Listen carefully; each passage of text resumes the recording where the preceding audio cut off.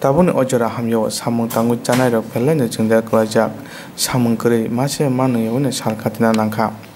Boru ni kongna wansuge hasini kebangna bodin adong CPM sanung tisaka keri nukun boru pun talo kok sini saya rangjane tei talo korogo an sesekai marung rinani nokoboi.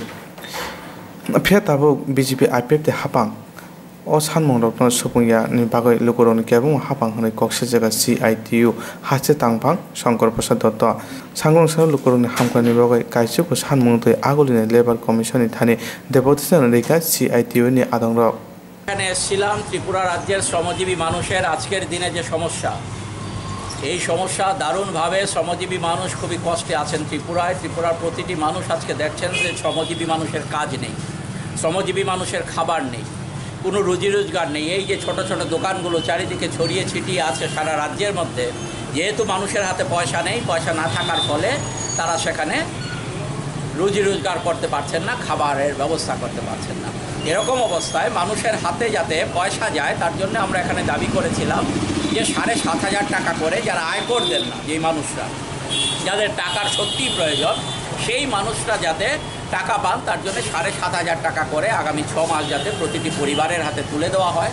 আমরা দাবি করেছিলাম যে প্রত্যেক মানুষকে যাতে ১০ KG করে দানাশস্য হয় চাল অথবা গম যাই দেওয়া হয় সেটা যাতে প্রত্যেক মানুষের হাতে তুলে দেওয়া হয় এই দাবিটা আমরা করেছিলাম আমরা সেখানে শ্রম আইন এর যে পরিবর্তন ঘটেছে মালিকদের স্বার্থে এটা সেখানে প্রত্যাহার করার দাবি নিয়ে আমরা এসেছিলাম শ্রম দপ্তরের মারফতে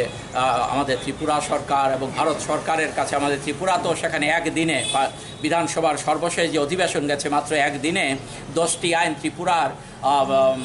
বিধানসভার ইতিহাসে এরকম কোনো ঘটনা ঘটেনি ত্রিপুরার মানুষ কোনোদিন শুনেননি দেখেননি যে একদিনে 10টি আইন পাস হয়ে যায় এই সবগুলোই হচ্ছে শ্রমিকদের স্বার্থের বিরুদ্ধে রাজ্যের সাধারণ মানুষের গরিব নিম্নবিত্ত মধ্যবিত্ত মানুষের স্বার্থের বিরুদ্ধে এই সমস্ত কিছুর বিরুদ্ধে কথা বলতে এবং আমাদের রাজ্যে আজকের টুয়েপে এবং রেগাতে যেখানে 100 দিনের কাজ দেবার কথা 100 দিনের কাজ তো সাধারণ মানুষ পাচ্ছেনই না উপরন্তু সেখানে 20-25 দিনের টাকা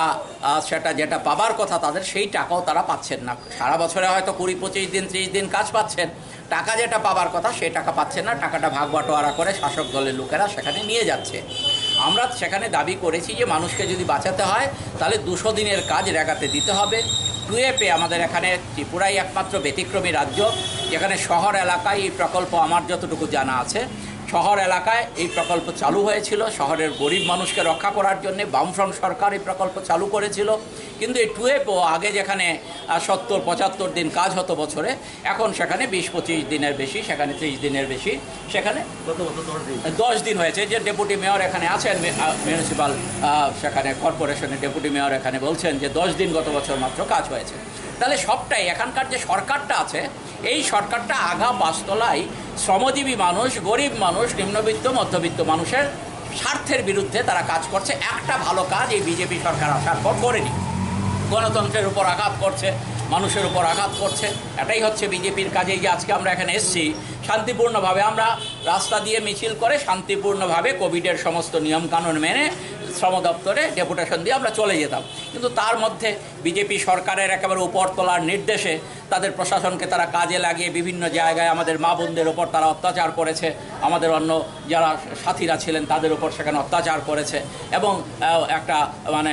অস্বাভাবিক পরিবেশ পরিস্থিতি তারা তৈরি করেছে তাহলে এই জায়গাটার মধ্যে আজকে যে সরকারটা আছে এটা পুরোপুরি শ্রমজীবী মানুষের স্বার্থের বিরুদ্ধের সরকার আমরা তার জন্যে এই সরকার যাতে মানুষের শ্রমজীবী মানুষের কথা শুনতে বাধ্য হয় তার জন্যে আজকে এই কোভিডজনিত সমস্যা সত্ত্বেও আমরা আজকে রাস্তায় বেরোতে বাধ্য হচ্ছি সারা রাজ্যেই আমাদের 1 অক্টোবর থেকে 10 অক্টোবর এই সময়ের মধ্যে সারা রাজ্যের প্রতিটি মহকুমায় আমাদের শ্রমজীবী মানুষ সেখানে বিভিন্ন জায়গাতে শ্রম দপ্তরের কোথাও শ্রম দপ্তর কোথাও সেখানে মহকুমা শাসকের দপ্তর কোথাও বা জেলা শাসকের দপ্তরে যাচ্ছেন সমস্যাগুলো নিয়ে যাতে সমস্যাগুলো সমাধানের প্রশ্নে যতটুকু তাদের এখতিয়ারের মধ্যে আছে তারা যাতে উদ্যোগ গ্রহণ করেন এবং আমরা আগামী দিনে এই দাবি দাওয়া আদায়ের ক্ষেত্রে পূরণ করার ক্ষেত্রে সরকারের দিক থেকে যদি কোনো ইতিবাচক ভূমিকা আমরা লক্ষ্য না করি তাহলে আগামী দিনে এই আন্দোলন এই জায়গায় থেমে থাকবে না তা আরও অনেক অনেক বড় রূপ নেবে